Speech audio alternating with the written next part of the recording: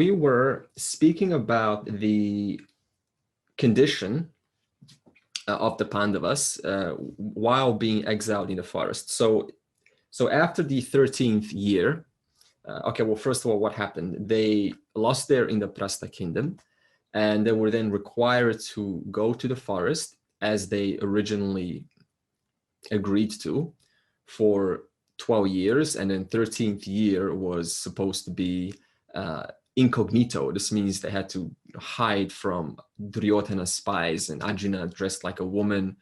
He was a dancer. So they did their best to try to, not be seen, because they knew if they were discovered, then they would have to repeat the whole 12 years again in the forest. So one day after this final expiration date, so this means they played out their full 13-year exile, one of Duryothana's spies found them. I'm not sure exactly who found them, but they were discovered one day after their full term has been complete. So they didn't really worry about that because they knew they completed their term. But Duryodhana didn't agree. He said, and was very persistent. He said, no, you were within the time limit. I found you, and you need to go back to the forest for the next 12 years. So this means that Duryodhana originally supposedly agreed to release the Indraprastha if they do the full term, but now he's making another excuse to not give them the kingdom. So he's saying, no, I'm not going to give you back your kingdom because you were late by one day. So nobody really agreed with this because all the elders knew that it was within the Vedic, the period of the time span. So nothing worked. And that is when Krishna decided to play the role of the negotiator. So he came in, just objective. He didn't bias any opinion. He didn't say you're a fool or you're an idiot or, how could you do this? He just came and he presented the facts. So this is a very important point because when it comes to negotiating anything in life, then the more we bring in our own stuff, the more resistance and less success it creates. Whereas if we're able just to suspend our own opinions about that person that we're currently, looking at, because see, you got to look at it this way. There's an emotional person also. So sometimes we also have a reaction, and that reaction, we try to negotiate with that reaction. And that in itself produces, it's impossible to get across because now they're agitated because you're agitated. So we need to suspend that at least temporarily so that we can negotiate and present the facts. So what was the fact that Krishna presented? He said, in order to end this conflict, you need to give back the kingdom that is rightfully deserved by your brothers. Then Duryodhana said, no, I'm not going to give you a kingdom. And then Krishna says, fine, right? That's fine. I'm not going to, declare war yet. Let me give you some more options. Let me think for you. Since you cannot think for yourself, let through my own clarity present you some options that you can consider. And he says, then give them one district, which is a little bit smaller than the entire kingdom of Indraprastha. And then again, he said no. So then Krishna made it a little bit easier. He didn't again discard Duryodhana and says, you're a fool, you have no ethics. He says, okay, let me make this even easier for you. Let me give you another chance to think. One village. So then Duryodhana thinks about it. Well, one village is not that big. However, I still can't give that away. That's fine. So he makes it even easier now. Okay, then let's give them 5 houses. And then the answer is no again. And then he says, give them 1 house with 5 rooms. And then again, see, that's a very small offer, right? 1 house with 5 rooms. It's like a shared apartment. It's nothing in one entire kingdom. So this is a very simple deal to take up. However, Duryodhana still couldn't get himself to agree. And he said, if they want 1 inch of land, they're going to have to fight me for it. Now, this is a case of a difficult subject. Probably none of us will ever encounter someone as difficult as Duryodhana. However, it does present an opportunity for learning how Krishna is negotiating. So at this point, when negotiations failed, so no matter what Krishna did, no matter what clarity, because he's the Lord himself, so the Lord himself is negotiating with a human being who depends on the Lord, and the Lord failed, basically. So, and we'll talk about why this is. So at this point, the war was declared. Now, what Krishna is showing us is how to, if you just look at this scenario, we can just sort of pass this scenario and just keep on, into the story, or just look at it and analyze it and just ask, what does this mean? What are they trying to show us? So in this case, we're being shown how to negotiate, how to deal, how to put our opinion across and hopefully be heard by a difficult subject, by a subject that is either too immature to accept, who cannot see your point of view, who is intoxicated by some emotion or some kind of condition in life, even stress, right? That's called intoxication, or is just unwilling to comply because they're trying to save face, trying to not kind of stand down because it represents weakness or something, whatever, see, because there's so many complications that a human being carries. So we never know why exactly is someone not willing to at least consider your sincere help. So Krishna, he first of all says to Duryodhana, it was very direct. He says, you have been consistently unfair to your brothers. You have consistently violated dharma and ongoingly, just not being fair. In other words, Krishna was straight. He didn't sugarcoat it. He didn't say, well, let me philosophize. Let me tell you how you should be, how you should communicate. Let me kind of speak between the lines, expect you to now pick up the message. So this is the first message that we receive. When negotiating, how did Krishna start? He started with a pure objective fact. He said, here's why I am negotiating. Here's the problem. Here's the situation right now. You have violated dharma. It is incorrect to do so. And you have done it consistently and you still keep on doing it.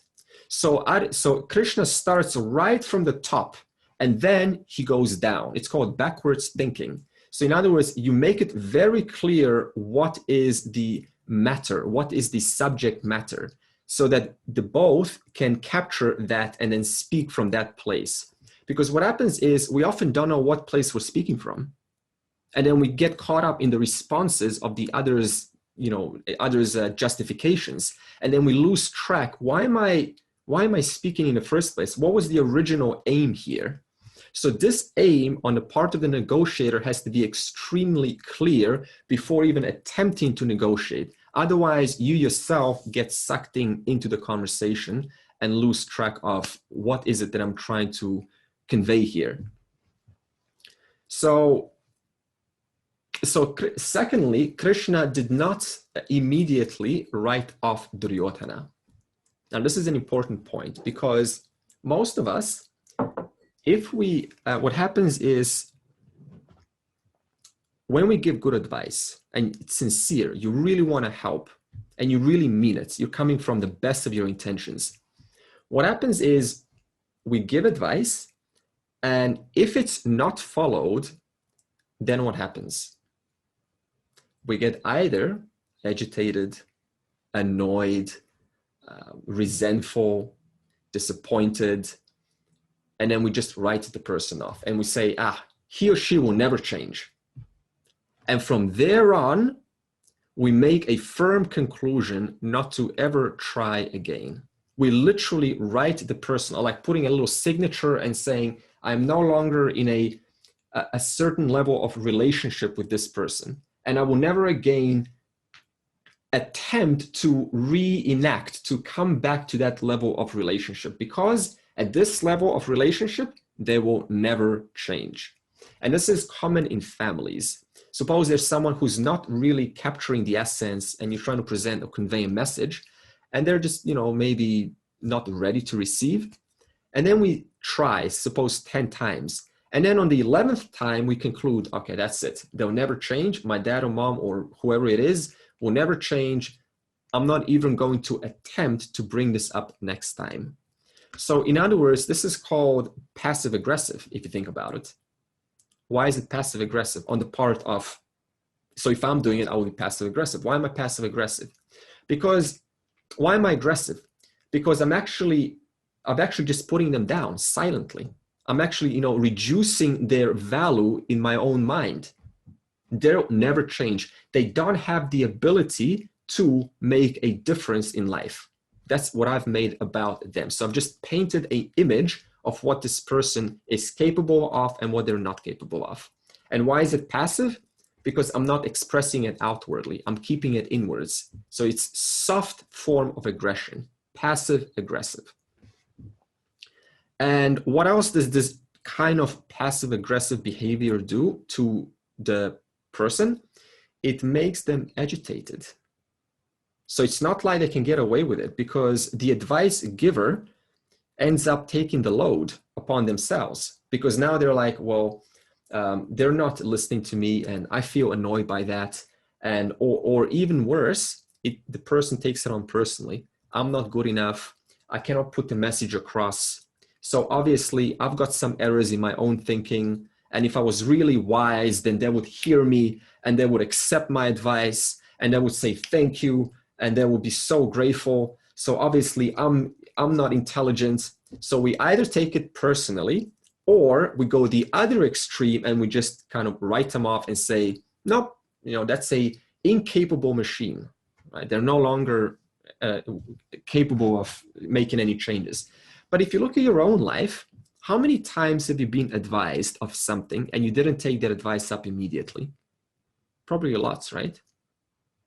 But then you considered that advice, haven't you, much later, maybe 5 years later, maybe 1 year later, maybe 10 years later.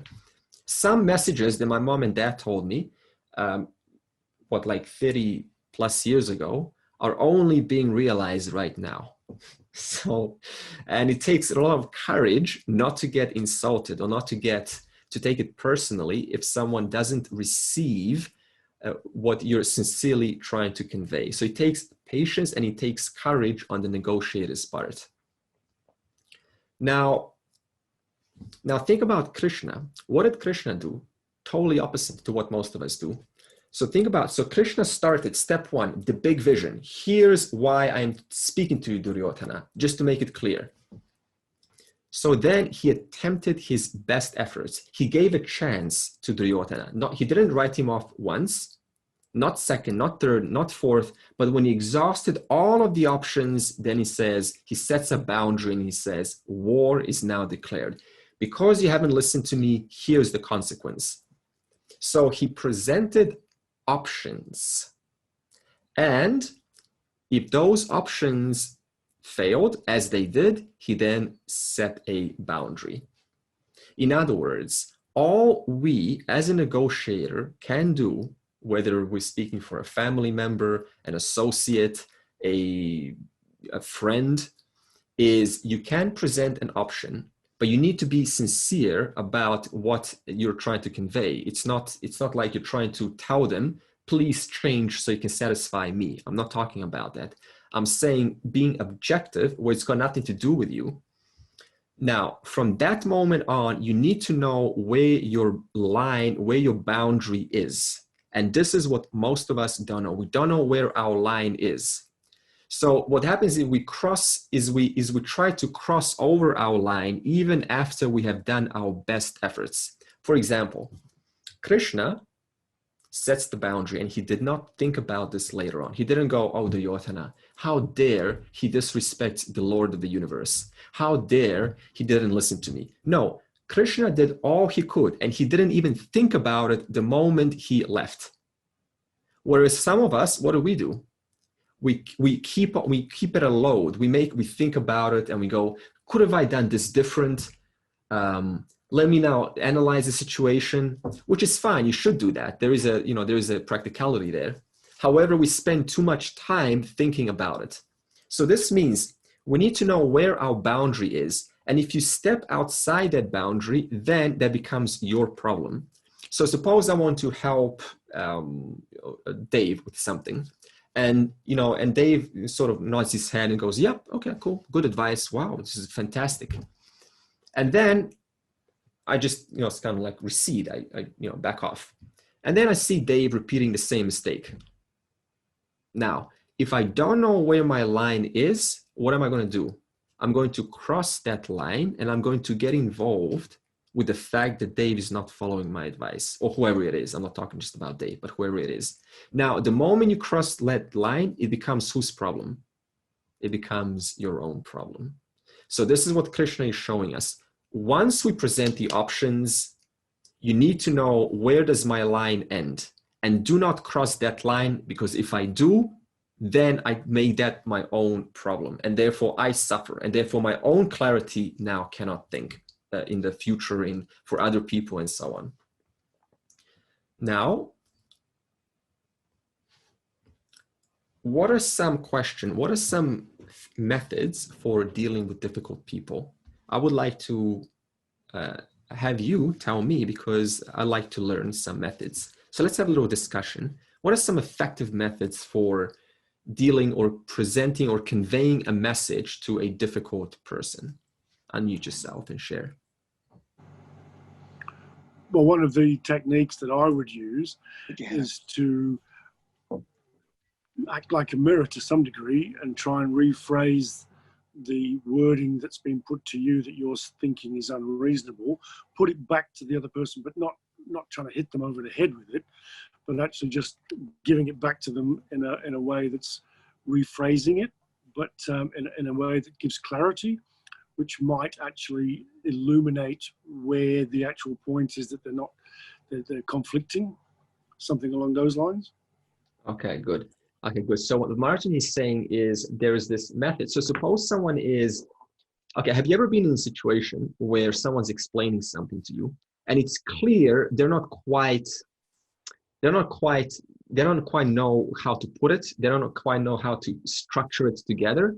And they're kind of struggling. So what Martin is saying now is, you don't like say, oh, stop, stop. Let me tell you what you're trying to say. You just listen, and then you feed back those words and you put it in an order of what they were trying to say in the first place. So in other words, you put it all together through your own clarity, through your own understanding, and you just feed it back in some words whereby they can kind of reflect back on what they say, and then they can say, yeah, that's what I was saying. And then, so they can kind of think a little bit extra on the basis of what you have done for them, on the basis of what you have put together for them. So this is called the technique of reframing. Reframing a conversation which didn't have any structure in the first place. So you're helping them to reframe that. Okay, okay, Robert? Try to take the emotion out of the conversation, take the skin out of it, because people don't think well when they're emotional. Okay, good. Yeah, okay, now this is also an art in itself, not to be like a dead, like a dead machine. No, thank you, and so on. So we do need emotion, because otherwise no one's going to relate to you, right? However, we need to ask, okay, let me not buy into my own emotion. Am I now getting caught up? And you know what it feels like to be caught up on your side, first of all. Usually there's a feeling in the chest or some warmth in the heart, or the throat starts to tighten up, or the voice starts to get crackling. All of these things I'm sure you're aware of if you've taken some time to look at your own physiology. But also you can notice this on others. The moment the voice starts to get raised, then you can do the opposite. You can, you can just play along. You can go, yeah, and then you can just like a dear friend.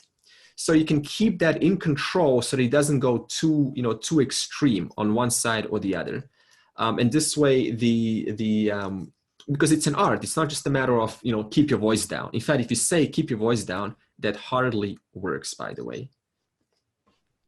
So it's an art. Yeah. I think there's either you, in a conflict, either you win-win or win-lose. So one side will lose and one side have to win, either way. Or the best outcome is win-win, both sides win. Okay. That's one strategy. Okay. Okay. It's all okay. So this is about what? So one side wins, one side loses. Now, what I did find in this regard that does work a little bit better is one has to understand that losing is not such a bad idea. Because if one just sort of blankly accepts, oh, I lost, and they don't understand that losing is actually not a big deal. It's not like I've lost my life. So this has to come across, right? Otherwise, if it's this black or white, like I won and you lost, then this may build into some subtle subconscious resistance or resentment. So they have to be clear that, hey, it's not a big deal, right? Someone has to get their way this time, next time you'll get your way. So this is how life is. It cannot be, sometimes it is this black or white, right? So that's also not part, it's also part of negotiation. Okay. Yes, Rani, yeah, it's similar to the case what Krishna was doing. He was suggesting options for him, for Duryodhana. Instead of suggesting options for Duryodhana, why don't he ask Duryodhana to actually suggest options, what he would do? What would the suggestions be? Okay, Rani. That would have given Duryodhana the feeling of power. So he would actually feel better at taking on that instead of listening to someone else's options. Good. And Okay, Rani, brilliant point, brilliant. So Rani has a brilliant point, and I want to actually incorporate this point in a method that the police use, because I've studied how the police, for maybe 1 or 2 years, I've studied how the police force deal with difficult subjects on the road, because they're the least compliant, the most rebellious. So if you can figure out how the police actually handle these subjects, then you're on top. So I want to actually bring that in, which is going to incorporate what Rani just said of presenting options to the other. Good, Rani. Anything else? How to negotiate with a difficult subject who's not willing to comply? I think what Martin has said earlier. Yeah. You have to reframe the person to that person what he actually has stated. That basically confirms what he has said. Otherwise, they might say no, and they might. So just to reconfirm that, then you set your boundaries. And I think initially Krishna had the softer approach, and then he has come to the last resort. So you set boundaries and firmly assert that if you don't, then this is what the consequence is going to be. Good. And so that's the way I think. I mean, even with people with aggressive or people in the police and all that, that's what usually the approach is. Yeah, good. So Sundaram, so what Sundaram is saying is be active, proactive during the negotiation process. So this means there's no space for, there's something called, I think it's called a walling, like walling off the individual, just kind of saying, well, whatever, or a silent treatment.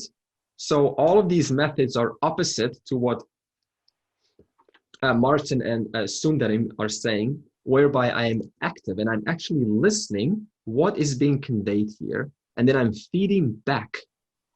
And also, making it clear so that what I'm feeding back isn't necessarily what they may be saying, but it's actually, slightly making a few corrections, but in a very soft, gentle way. So there's not this strong, no, you're wrong. So this has to be avoided.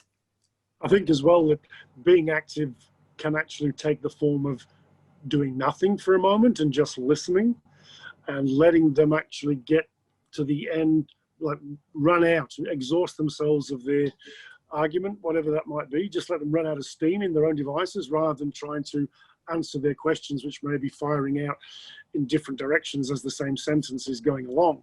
You've got to let them run until they run out of steam, and have enough composure to then be able to go back and reframe and shorten up and be more succinct in what they've actually said to see if that's what they've actually meant.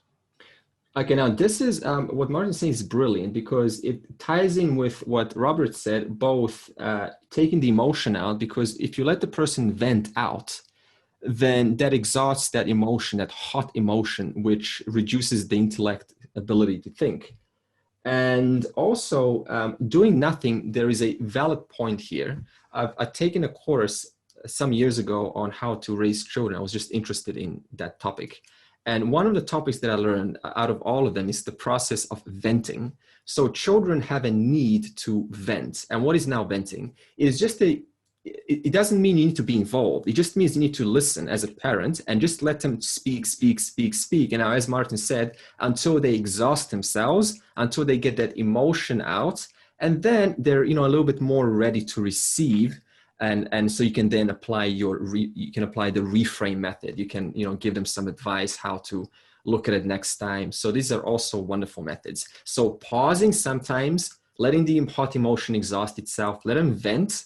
And then when it's over, then apply some verbal advice. Yeah, and I think the active part of doing nothing is actually you've got to be listening, because at the end of it, you've got to be able to reframe. And if you just shut off and do nothing, then at the end of it, you're going to wonder what's going on.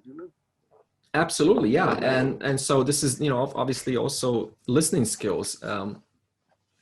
And also you can, while listening, you can also monitor your own state. Are you like boiling? Are you coming to the boiling point? Or are you remaining cool? Are you still remaining calm? And I will talk about the importance of being calm as I move on now. Okay, so thank you for sharing. It was brilliant methods. Actually, anyone else would like to share one more method? One little tip? We should talk about what's in it for them in the entire proposition instead of, saying what I want from them. Excellent, Meena, excellent. Okay, so I want to tie in what Rani said with Duryodhana giving some power to them and also what's in it for them with the method that the cops apply. Okay. Anything else on your mind? One more before I go. Okay. I mean, it all depends how you want to negotiate. I mean, if you want a win-win situation or you want to win-lose, basically, I mean, if you negotiate, you need to state your wants. Like in case of Duryodhana, he does not want to comply to what has been initially agreed. Whereas with the Arjuna, the Kauravas, the Pandavas, they have already agreed to what Duryodhana has said, and they have got a theme for negotiation. They are asking what they were promised. So basically, they know what they want, but Duryodhana does not know what he wants. All he wants is to get them out of the country or something. So I think usually in negotiation, you state your want and state their want, and then you see whether you want to meet halfway. That's one possibility in normal life, but yeah, I don't think this applies there. So what Sundaram is saying is, see, this is exactly what's happening in the Mahabharata. It's not always a perfect world because you may know what you want and it may be even for their good, but they may not see that.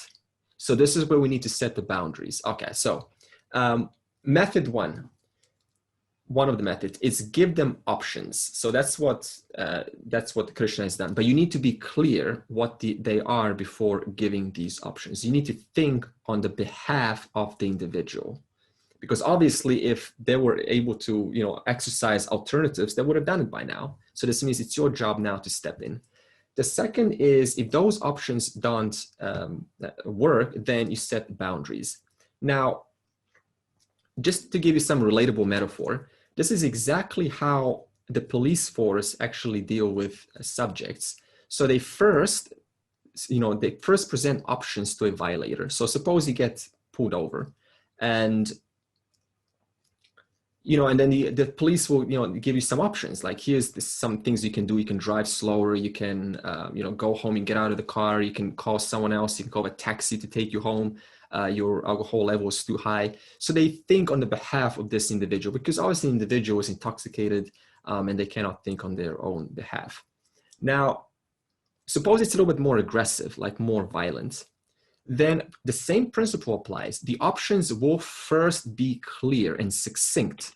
There's no violence on the behalf of the police that will be applied until the options presented are not working, and that's when the arrest will be made. I know one circumstance here in Melbourne where the woman was being checked up.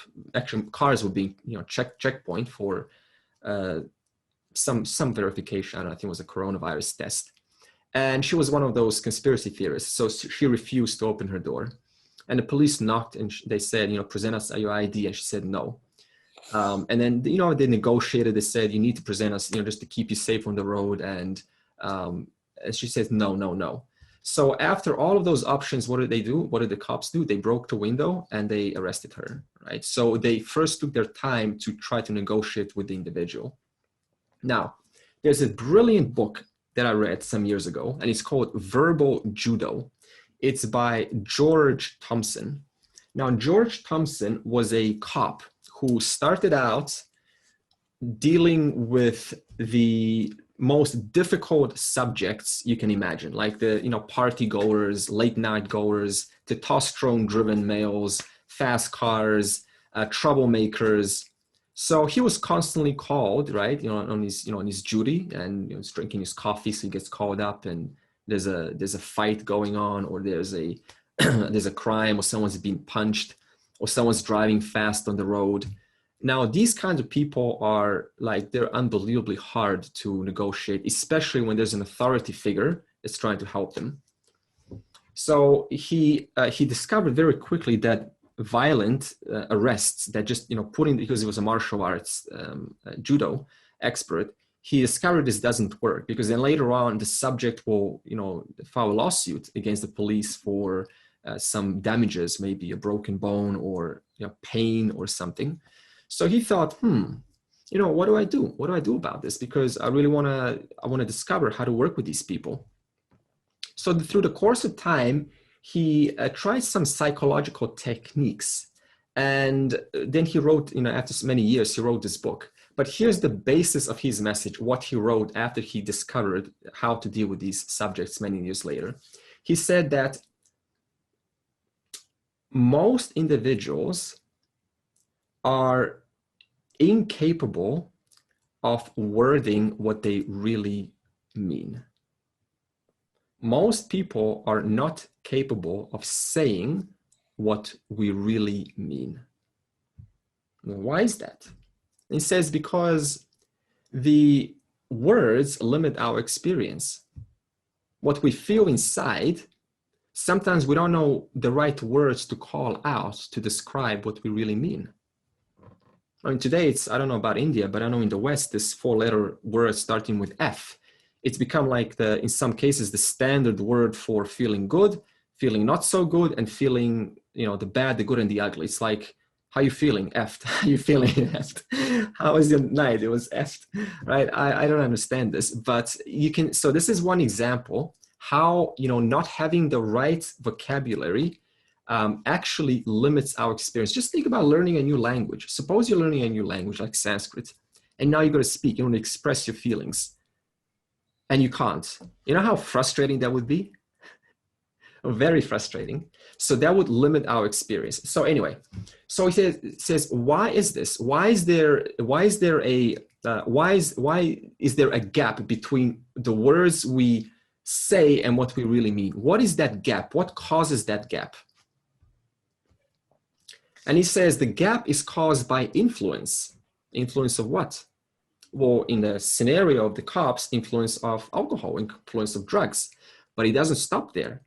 Influence doesn't just mean that. Emotional influence, conditional influence, a memory, a bad, some unpleasant memory, that's also an influence. A frustration, that's also an impatience, waiting for the line in the post office. You're impatient. You're under the influence of impatience. Someone that said something to you that's hurtful, and it suddenly comes into memory.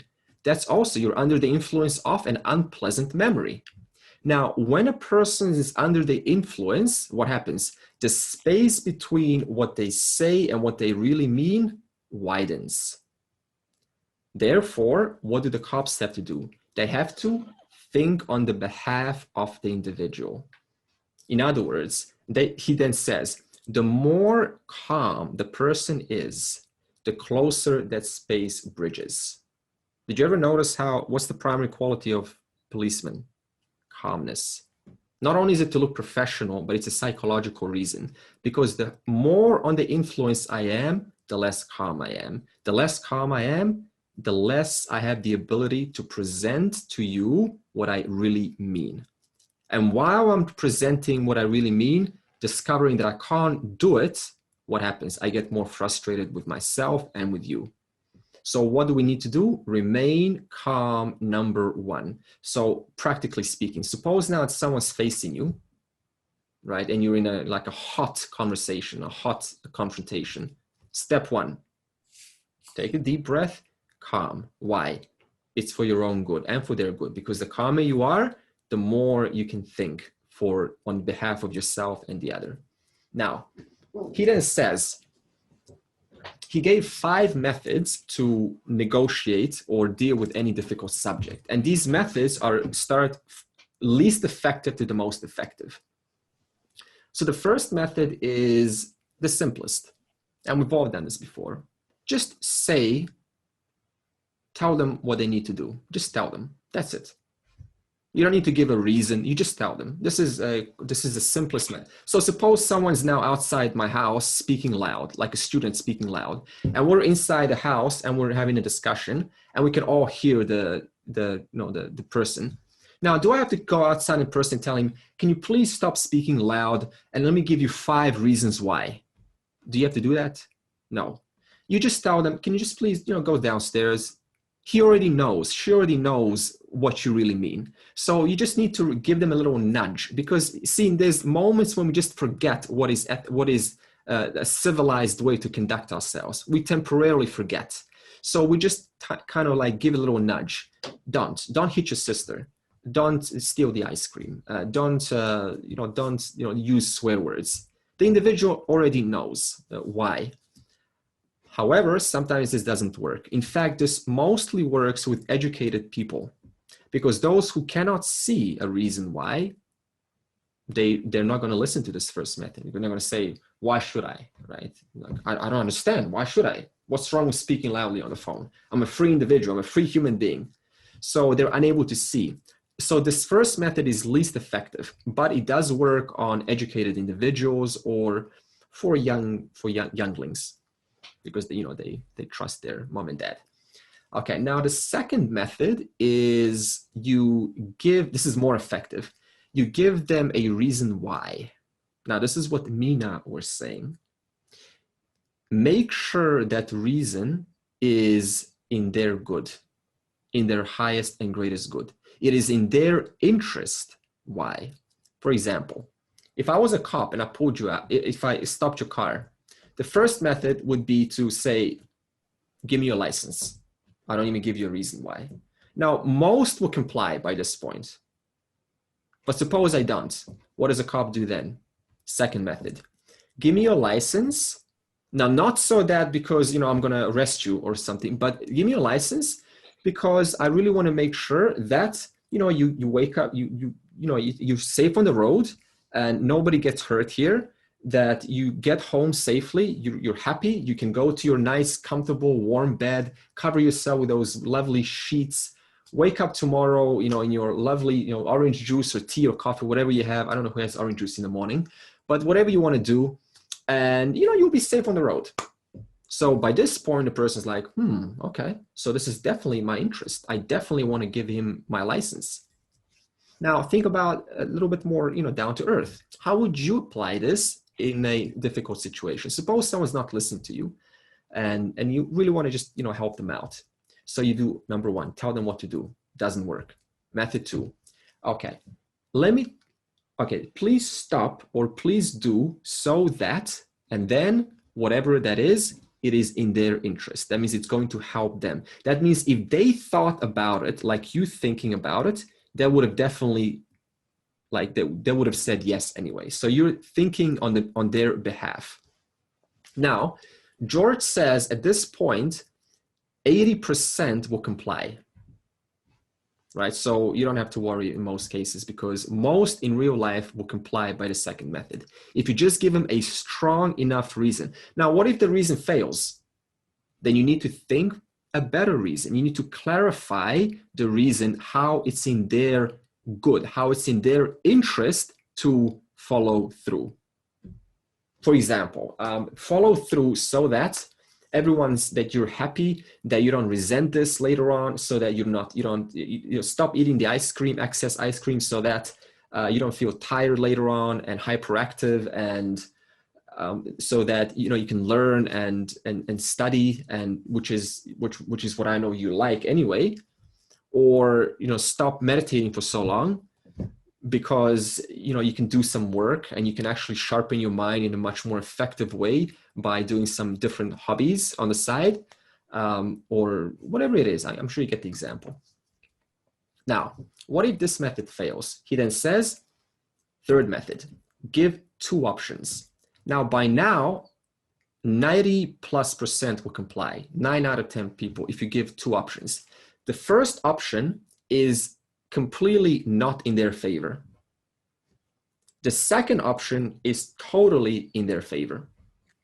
But both options imply a consequence. Now, the second method is you're not threatening with a consequence. The third option, you're implying a consequence. For example, suppose I'm a cop and I stop you. I will say, okay, fine, you don't want to give me your license. I've explained my reasons why you should give me your license, to keep you safe on the road. And I see you don't want to be safe on the road. I see you obviously don't want to arrive home and wake up tomorrow in a nice, comfortable bed. That's fine. So you got 2 options. Either you cannot give me a license, and when you wake up tomorrow, you will wake up in a very cold, dark, place called the cell. It's going to be hard, by the way. The food is going to be unpleasant. Your parents are going to find out. Your boss is going to find out. He's not going to be happy. You're going to have a criminal record. So this means you're going to have some problems getting through, maybe customs when you're traveling overseas. You're going to have a big charge in your bank account. And no matter what you do, you're just going to, regret it, no matter how you look at it. Or you can give me your license and I can just check it. I can go to the car, make sure your details are up to date, that there's no problems, that I can, maybe help you out with some outdated details. Then you will go home happily. You will sit down and you will watch some TV. You'll be so glad to be sitting down with your heater next to you, and maybe even call your friend, or maybe even kiss your girlfriend or boyfriend. And you'll be so glad just to be there with them, just experiencing that hug, feeling warm. Which one do you want? Now, who's going to choose option A? Think about it. Hardly few. Nobody's going to choose. So this is going to this implies a consequence. So now they're going to choose option B. So in other words, I'm going to give you my license. Now, method 4 is what Rani said. What if everything else failed? Then you apply method 4. You give them the power. Now, the reason the cops do this is so that they're not sued later on, because now they can say, well, I actually gave them the power. I told them they have the option to do what they want, and they didn't comply. So the method 4 is, the cop says, is there anything else that I can say or do that will get you to work with me? Is there anything else that I can say right now or do that will get that will get us to work together, so we can mutually agree to some resolution? Is there anything that I can do? You tell me.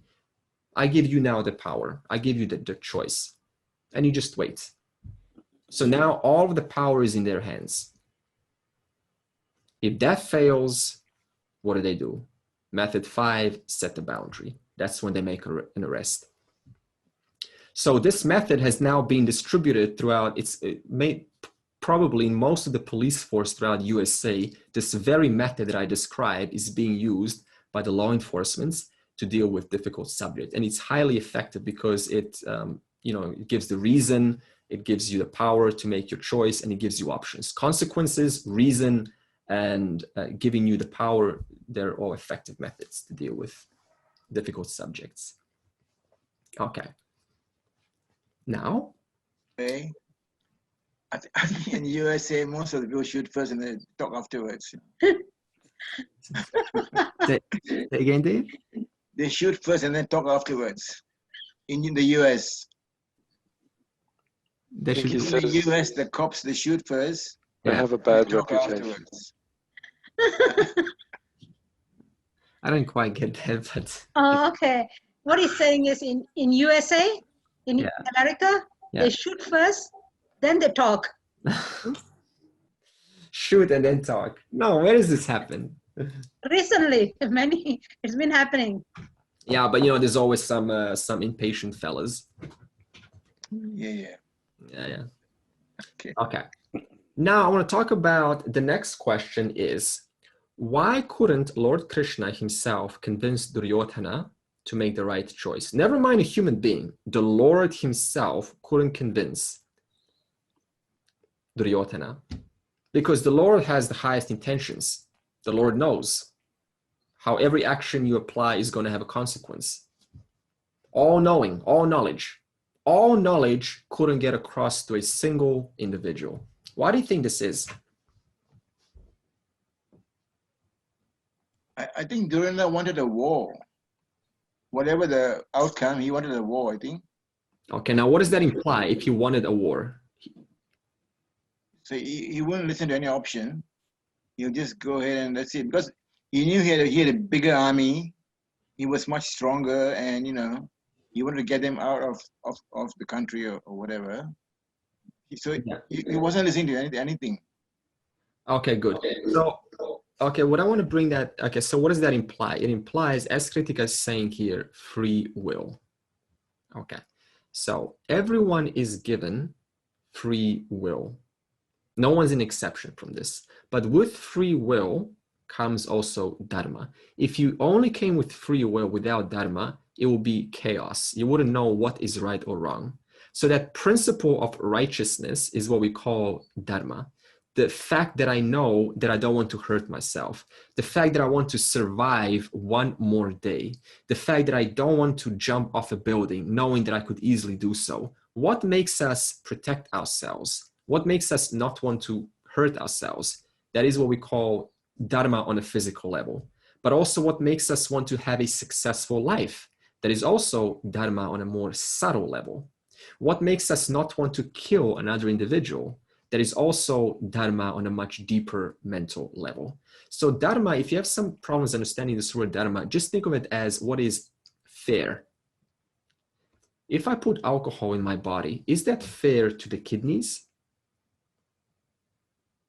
No, because now the kidneys are working overtime to clean out the blood, to separate the alcohol from the blood, and to purify that. So at the physical level that we call adharma, that means it is unfair, it's unjust to the body on a physical level. If I expose my mind to constant swearing and constant violence and movies, which are just, constant action and all of these sexual scenes and, all this stuff that produces unnecessary desire, is that fair on a mind? No. Now, how do you know it's not fair? That's a bigger question.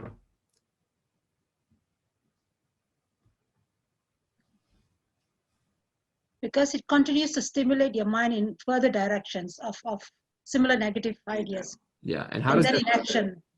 Yeah, and how does that feel? Does that feel? Is that something that you want, or is that something you want to be free of? Yeah.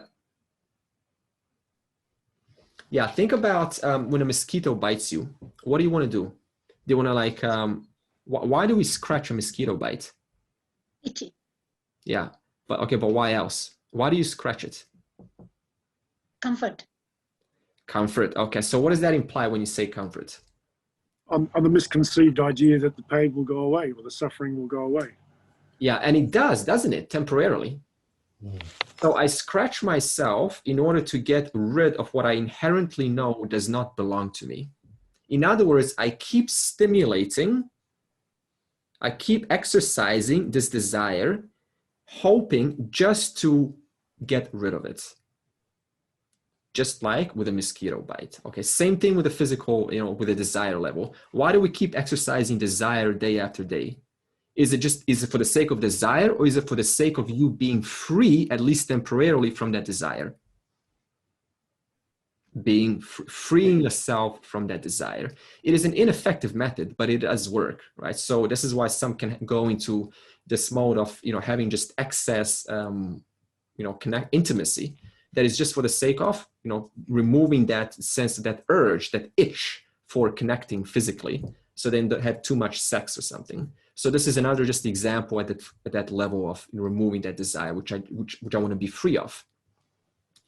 Now, so we're giving free will, and if that free will is used to violate dharma, what happens? There are consequences. There are always consequences. Now, these consequences is what we call Ishvara's intelligent laws in which these interactions are taking place. What interactions is the next question.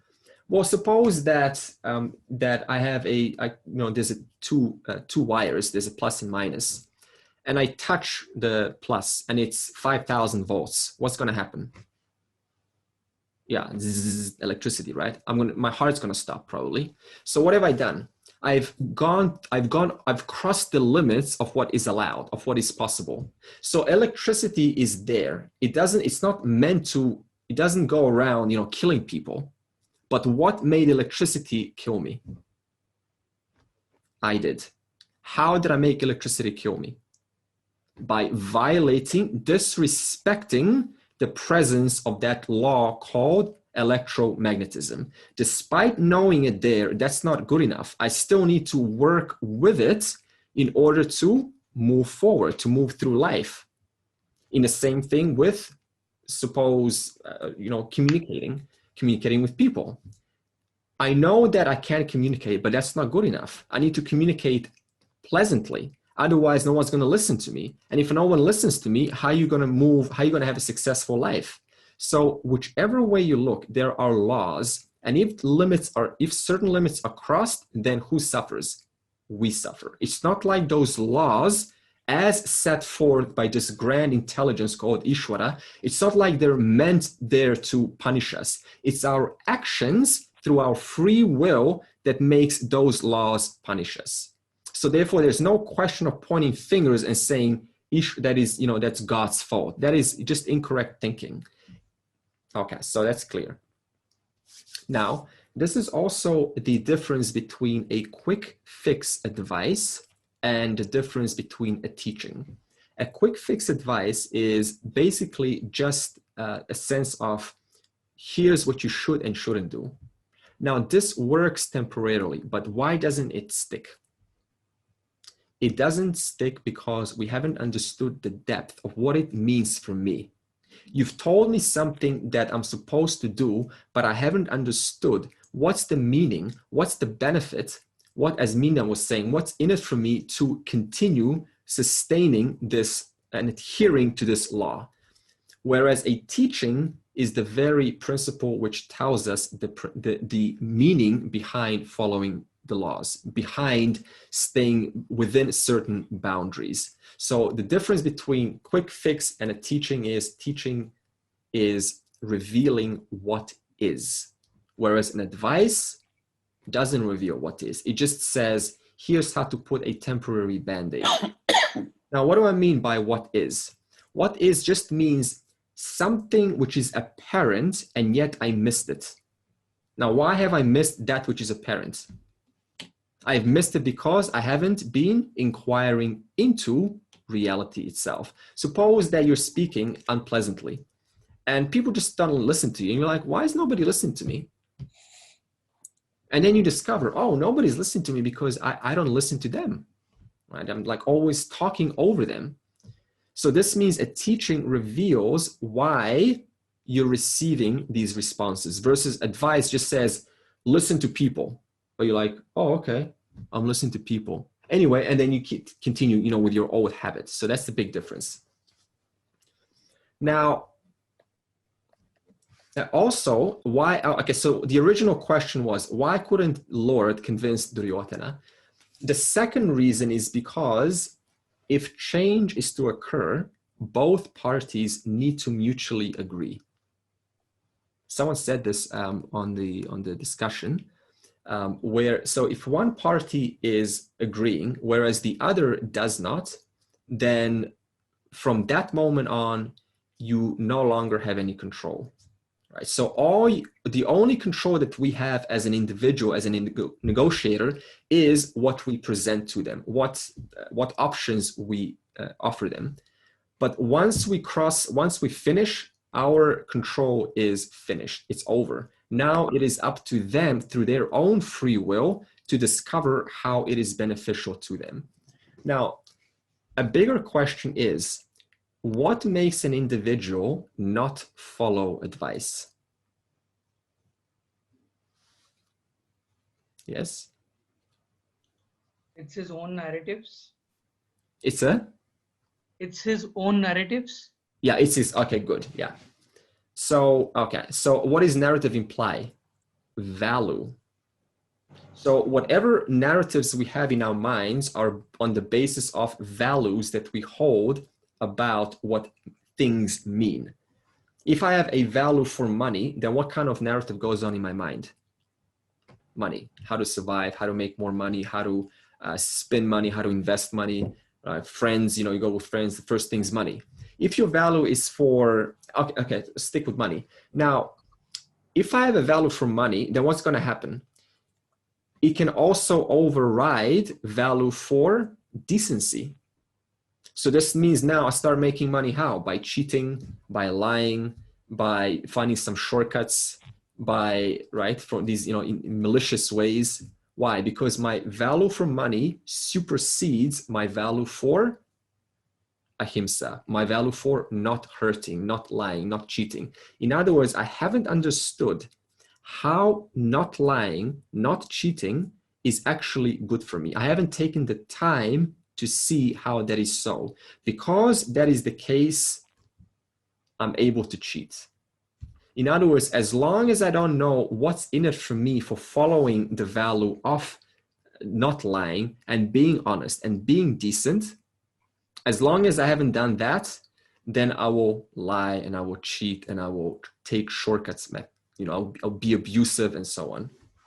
So in Duryothana's case, he could not see how the value of being just, of sharing, is actually in his own good versus his own personal value for power, his own personal value for being known and loved by the people, right? So this is something that Duryodhana hasn't taken time to look into. For that reason, no matter what Krishna said, those values were simply not captured by Duryodhana. He heard it, but he couldn't assimilate it. Okay.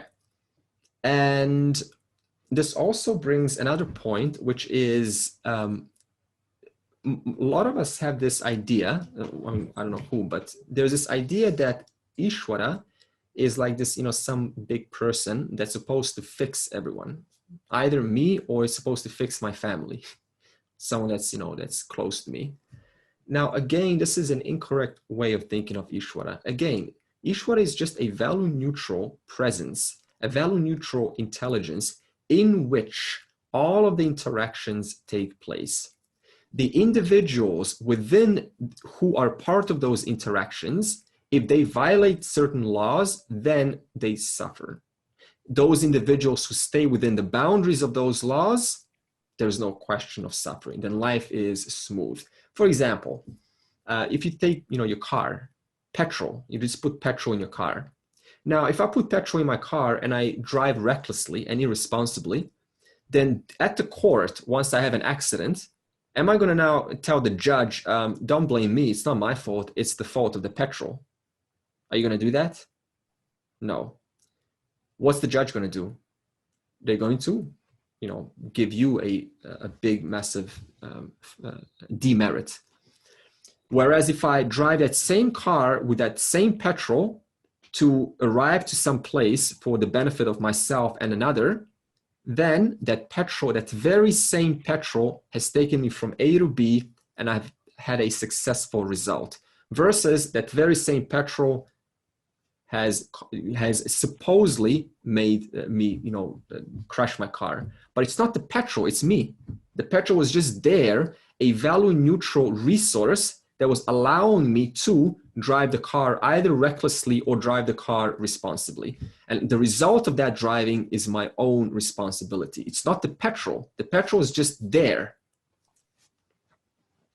Okay, so getting back to this idea that Ishwara is not supposed to be some daddy who, fixes people and influences people, and let me pray so that, my daughter-in-law or, my mother-in-law, whoever it is, so that they may change. It doesn't work like that. These are all fantasies that we set up, and we hope that Ishwara is now, sending like little lightning bolts and changing their neurology or their thought. It doesn't work like that. So it's up to them to see the value in that change, but that you don't have any control over. So this means, again, we need to set that boundary. Otherwise, we get too involved and invested trying to change other people. But in reality, they will only change when they see the value in the change for themselves. Until then, you have no control whatsoever.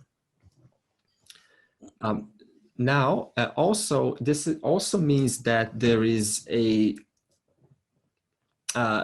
we cannot artificially speed something up. For example, the seasons, right? Summer only comes after spring.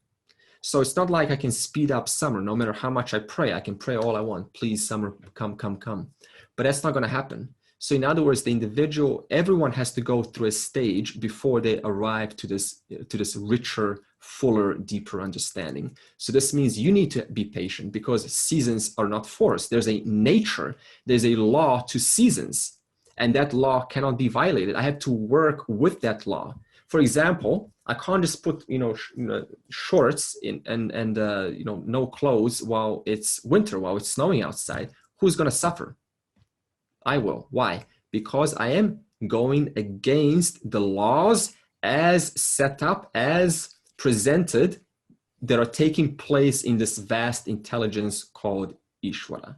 So we can see that no matter how much we resist, it is us who suffers. Because the laws are presented and it's up to me to follow those laws.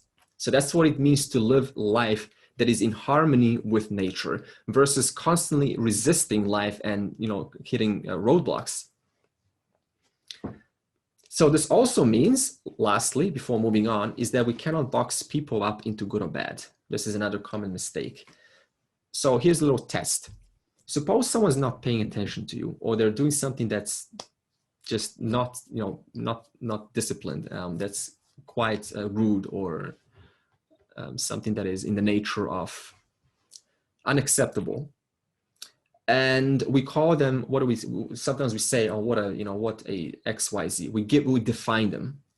Now, what happens if they make a decision, a massive shift or a massive transformation the next day? Are they still bad, in quotes? Can you still call them that? No. Well, why did you call them bad yesterday? And why are you calling them good now when there's a potential for a bad tomorrow? And why are you going to call them bad tomorrow when there's a potential for good after tomorrow? In other words, this is nothing to do with defining people into boxes, but rather seeing what is. There's a huge difference between seeing what is versus having this need, this urge to define the person or the situation with a full stop. And then when it changes, as it will, because nothing stays the same, then we carry this conclusion from yesterday onto today. Whereas the world, the person has moved on. And then what happens? Then we say, hey, so what happens? Then we actually limit the person. Our whole attitude changes in accordance to what we believe to their incapacity. Well, you're not capable. You don't have the capacity to change. So this is how I look at you. And they feel this. So they don't feel comfortable around you. Why? Because you're not allowing them to change. You're not allowing them to flower, to blossom. So this means we need to be careful not to box people up. And if we do, this is felt by the person. People are like radars. There's that underlying feeling. They pick this up.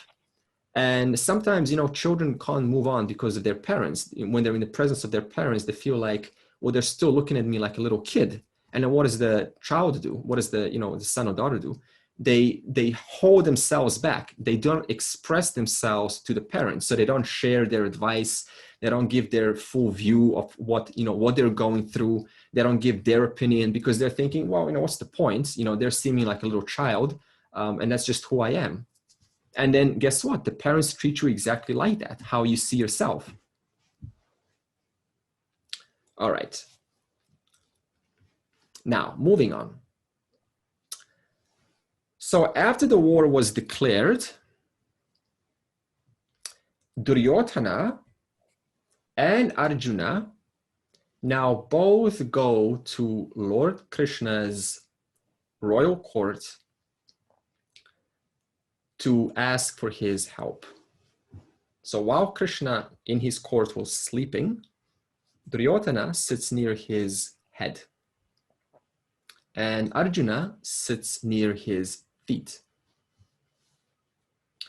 And since Arjuna was at his feet and Krishna just happened to be looking while he was sleeping towards his feet, he opened his eyes and he saw Arjuna first. So they both presented their reason for showing up. They said, we need your help. We need your help, Lord. And then Lord Krishna says, well, since I saw Arjuna first, I'm going to ask him, what do you want? Do you want my army, which is going to consist of many horses and many elephants? Or do you want me? And if you choose me, I will be unarmed. I won't fight. I will only be your guide. I will only serve as your intelligence, as your charioteer. And what does Arjuna do? Without any hesitation, he says, Krishna, I don't need your army, no matter how powerful it is, because I'm already confident in my skills. I know myself to be a great warrior. I need you. I need your guidance. I need your direction. Now, why did Arjuna say this? Because he knows that there is more to success and failure than his skills, than his intelligence. He knows there is something much larger that is required for us to succeed in life, and that is called Lord's grace. Because Arjuna has this vision, understands it, for that reason he chooses Krishna. Whereas Duryodhana, he was like, this is awesome. I couldn't be happier. This means Duryodhana is now getting the army. He's getting all of the, because Duryodhana is like, who needs Lord's grace? What is this mumbo jumbo, Lord's grace? So Duryodhana couldn't understand the meaning of Lord's grace. He thought all of the success is in the army. All of the success is in the physical. All of the success is in the strategy, but it doesn't work like that. There's a much larger intelligence that is necessary in order to move through life in a successful way. In fact, Duryodhana thought he was an emotional fool. What a little sissy. He's, softening up in front of Krishna, and he's sharing his vulnerabilities, and he's feeling emotional. What an emotional fool. Which I will ask you a question what this means, because this is a lot of symbolism here, especially when he calls him an emotional fool. So the question is, what is the symbolism? Let's put it this way. So both Arjuna and Duryodhana go to the royal court to Lord himself. Why didn't the Lord reject Duryodhana? Because Duryodhana is clearly violating the rules. Why didn't Lord say, go away, I'm not going to give you anything. I support Arjuna only. What do you think is the symbolism behind this?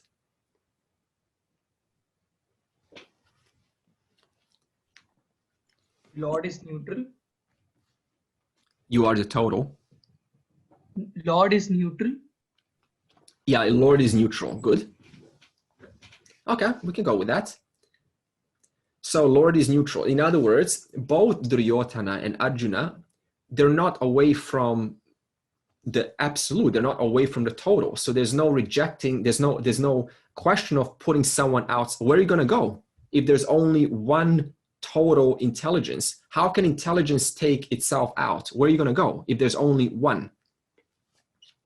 The other principle is,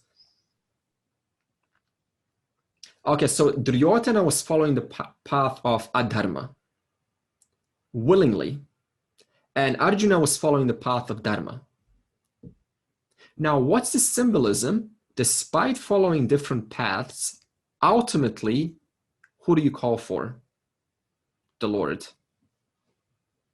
What does this mean? Ultimately, you resort to the Lord, even if you are a sinner or a saint. I guess the answer is in the question itself. Did you put your hand up, Mautik? No. What I think, everything comprises of the one total intelligence, and that's the Lord Himself. Yeah. So if it's adharma or if it's dharma, they both reach the same point. The only difference is adharma is going against the will of the Lord or the total intelligence, and dharma is going with the will of the Lord or the total intelligence. Yeah, good. And also what Kritika just said through chat is we're all seeking, or everyone's seeking the same thing. Now, what is this thing that everyone's seeking?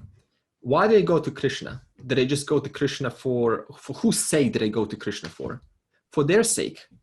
They're both looking for success. They're both looking for at least the version of success that they believe is necessary to be happy.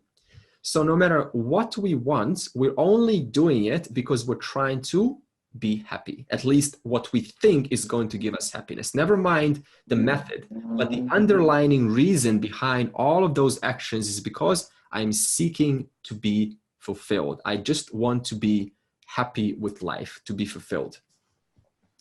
Okay, the next question is, what is the symbolism of the Duryodhana sitting near his head and Arjuna sitting near his feet? Humility, sign of humility. Sign of with the Arjuna sitting at his feet. Yeah. Okay.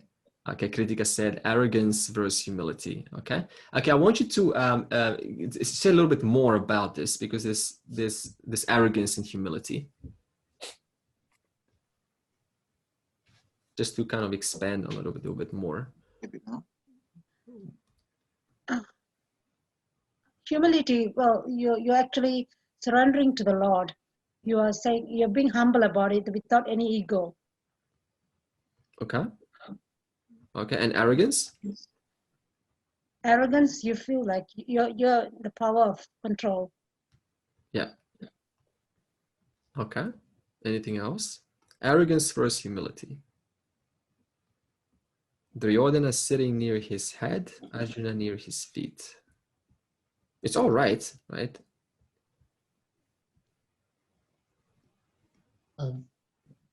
Yes? The feet symbolize understanding.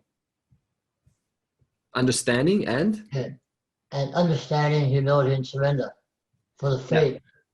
Yeah. Okay, good. So Robert is saying is, and understanding, of course, what precedes understanding, humility. In order to want to understand in the first place, I must have come from a background of humility, because humility leads me into the course of educating myself, and education leads to an understanding. So to be near someone's head, it just means like I am at your level, right? I am as though all knowledge, all power.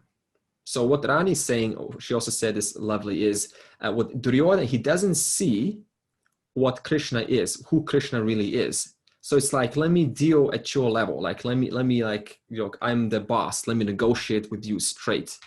But he doesn't realize he's actually negotiating with the Lord. Whereas Arjuna, he sits near his feet, which is always a sign of respect, which is a sign of, I need help. I'm sharing my, I'm not in a position to know really what the strategy is and how I should go about this. So I'm seeking your help. So this is what's called a sign of humility. I'm not as intelligent as I'd like to be. Whereas the Duryodhana, I know it all. I want to speak straight to you. So there's no that sense of, this acknowledgement, like, I come humbly for asking for your help. No. It's just like, hey, help me. Okay. Now, question 3 is, why do you think Duryodhana calls Arjuna an emotional fool? What an emotional fool who's sharing his vulnerabilities.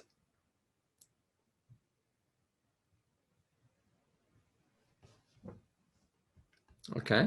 How about in high school? Remember those times when someone's, kind of feeling low, and then what the rest of us do? Oh, what a little sissy, what an emotional fool.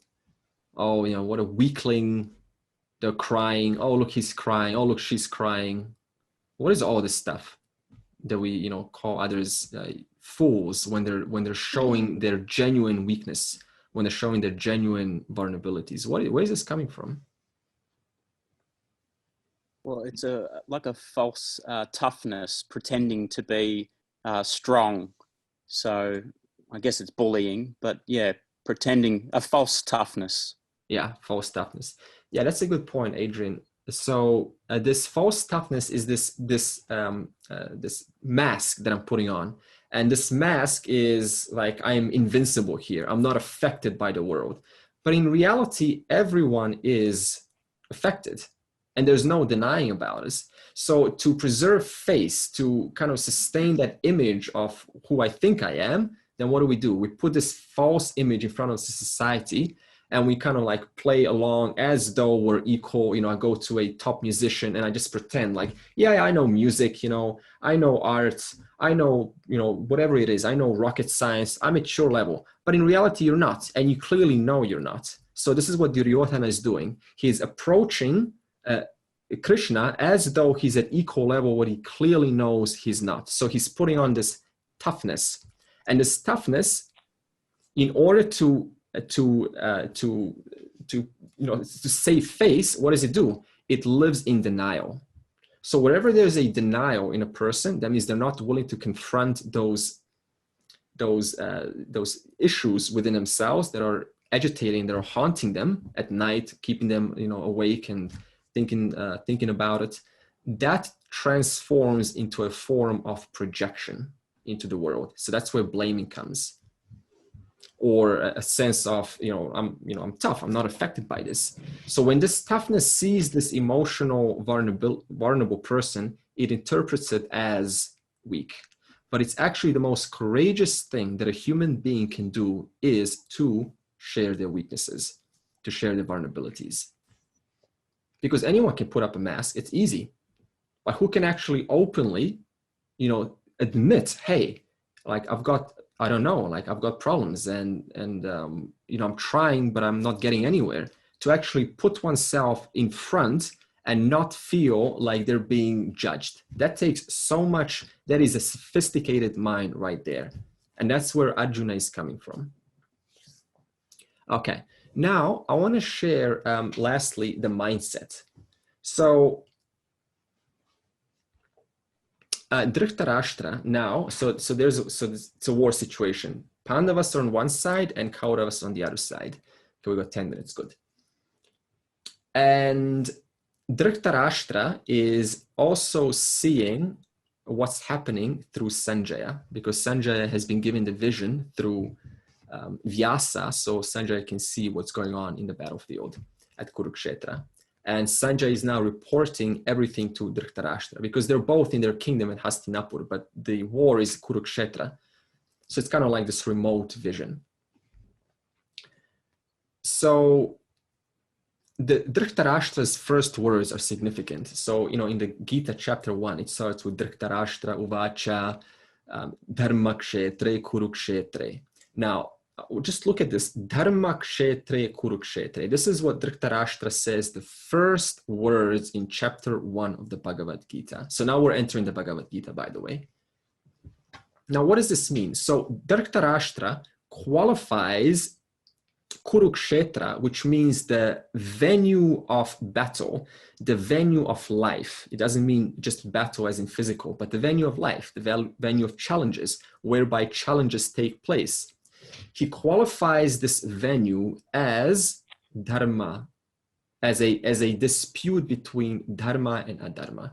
So he's already in touch with the fact that this war is between righteousness and unrighteousness, between dharma and adharma.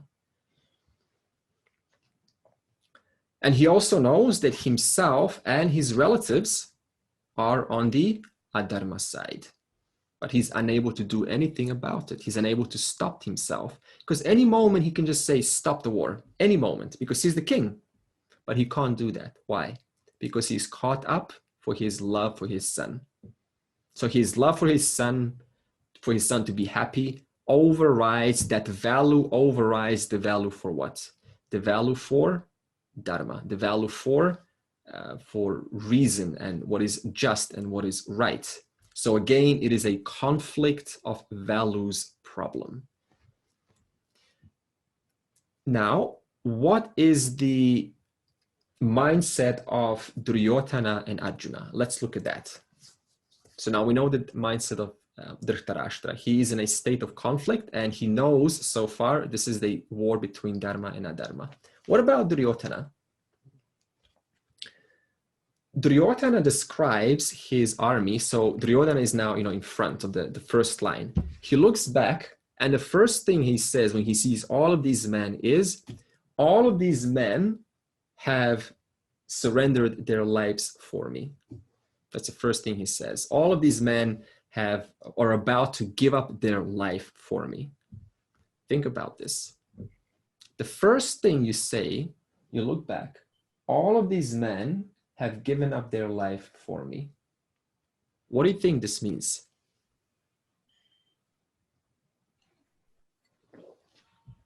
If you look underneath these words. Okay, put yourself in the battlefield. First thing you say, all these men have given up their life for me.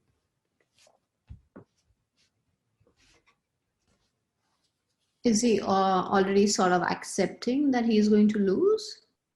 Yeah, okay. Yeah, good. The tense that he's using is that they have given up their lives for me. He's not using that they might be, giving up, he's not talking in the future tense. Yeah. He's already talking in terms of he's assumed that they have given up, they're already dead. So that can only happen if he has lost the war. Yeah, okay, very good. See, the critic is thinking behind the lines, few lines behind. So, okay, did Jyoti wanted to say something, or anyone else? Could it be an expression of guilt?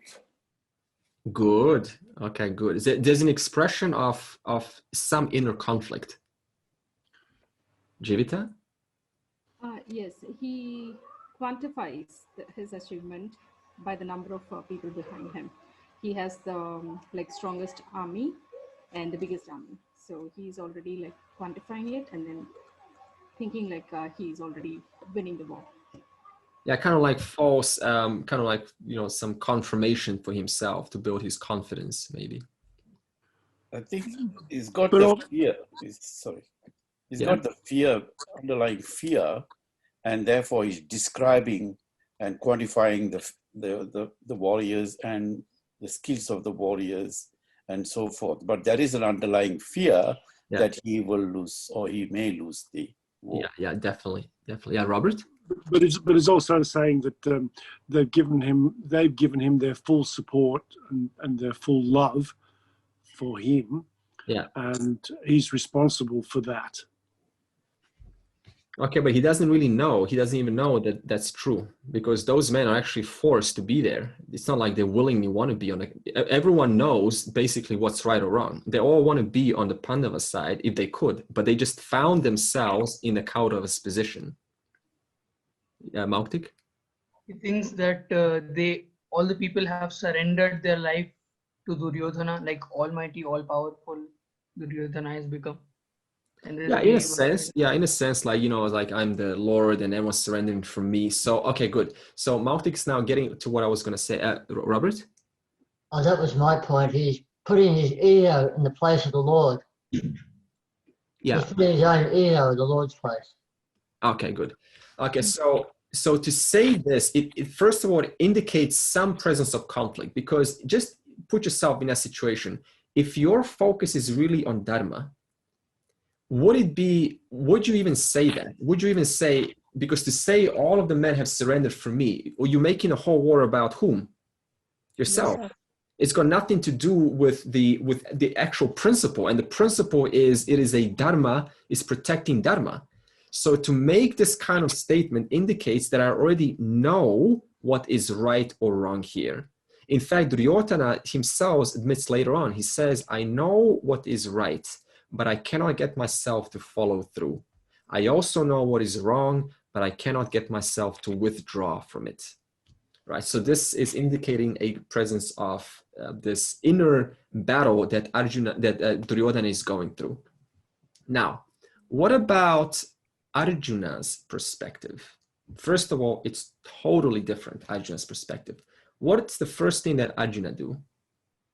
He told Krishna, Lord Krishna, hey Lord, take me to the middle, whereby I can see from a clear standpoint the total situation, the whole situation. Thomas, did you want to say something? Okay. So what is now Arjuna doing? He is using his viveka. Viveka just means discrimination, my intellect. I want to see before I'm thinking twice before I act. I want to make sure that everything is in the right place, that there is something more that I can learn about this before I act, because usually we act before we even know the totality of the situation. So then, we suffer because of that. So Arjuna is now, looking at what is going on and in a strategic place. So unlike Duryodhana, what does Arjuna see? He sees his own people on both sides. Whereas Duryodhana just sees it's them against us. In fact, it's a very sharp contrast for Duryodhana. These men have given up their lives for me, so we're definitely now going to, we're up against them. But no, Arjuna sees, hey, there are families on those sides, there are wives and children on those sides who are going to be without a husband. And those wives will now mourn. And the children will be without a protection, a protective father. And they will grow up because of that scarred. And that scarring, that distortion is going to then carry on into generations further on. And that is now going to cause a degradation in the society. You see how Arjuna is already thinking so many steps ahead? Whereas for Duryodhana, it's just this against that. Now, when Arjuna comes to this place of recognizing the overwhelming repercussions of what is about to happen, he totally breaks down. He's overcome by the totality of the situation. And this is a crucial moment whereby his entire view changes from situational questions to fundamental questions. This is where the Gita is now about to begin.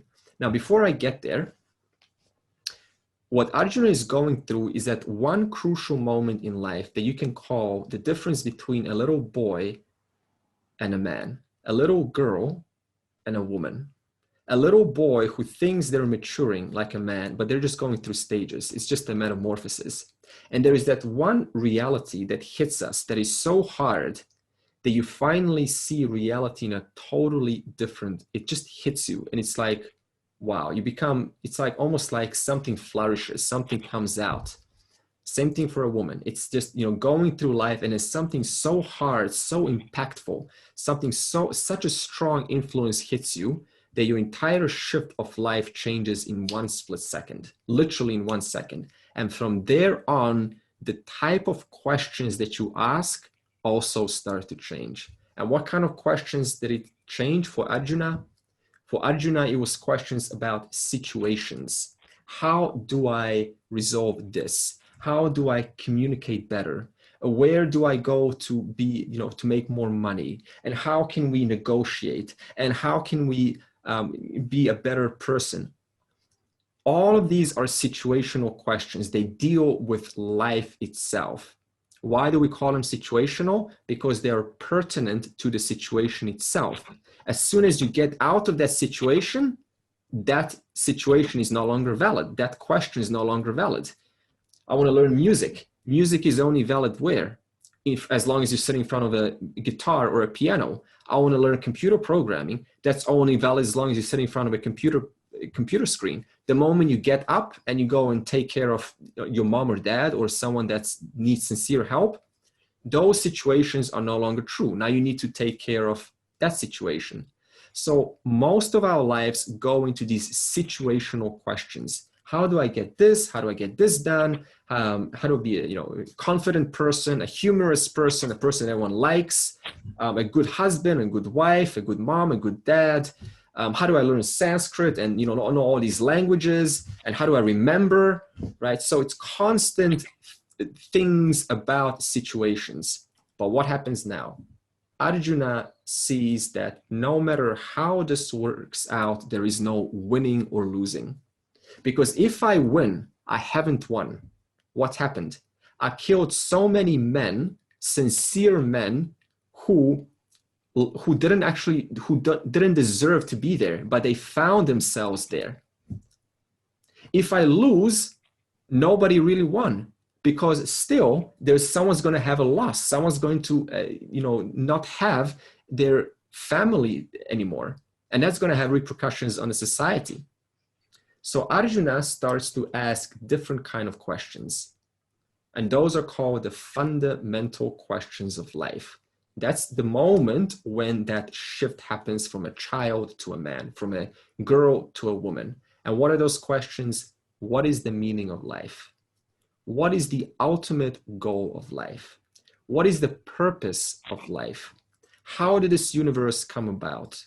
What and who created this universe? Why did this universe come about? What is my role in this universe? What difference am I making? Am I making any difference? Where did all this come about? How did we all come to this world? Why are we here? Where are we going?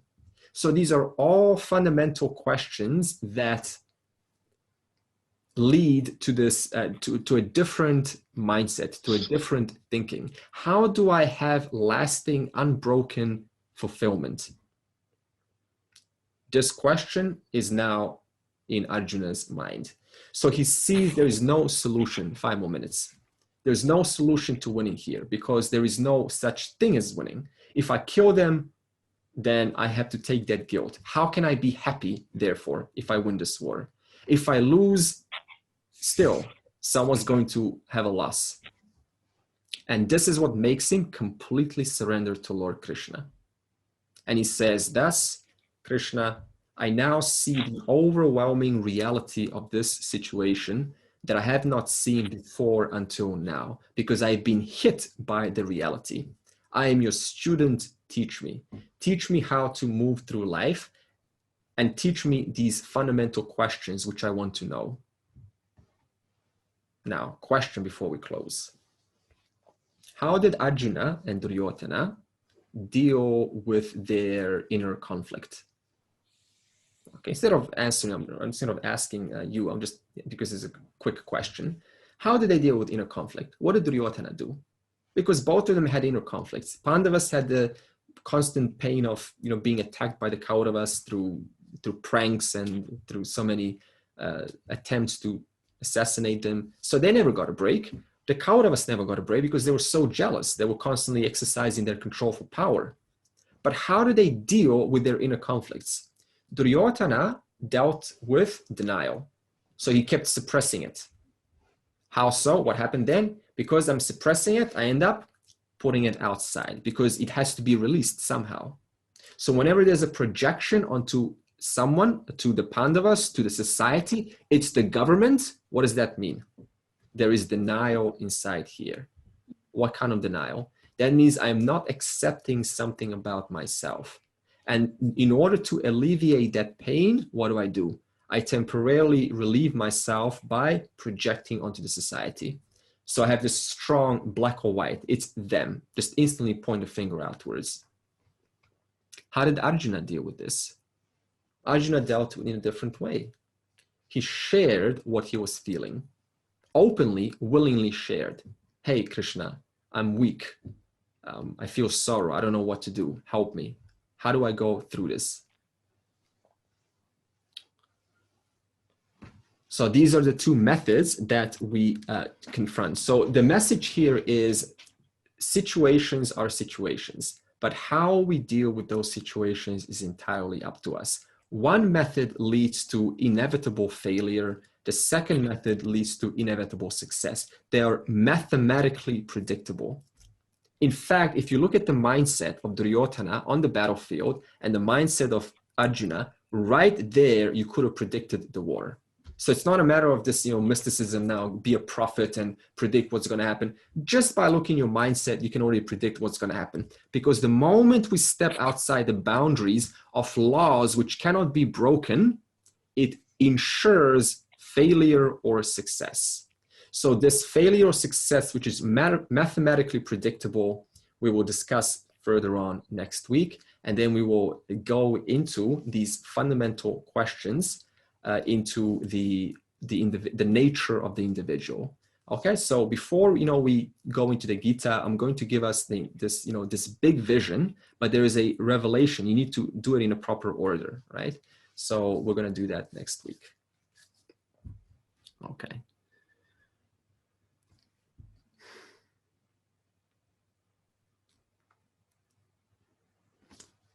Okay, let's close. Does anyone have any comments?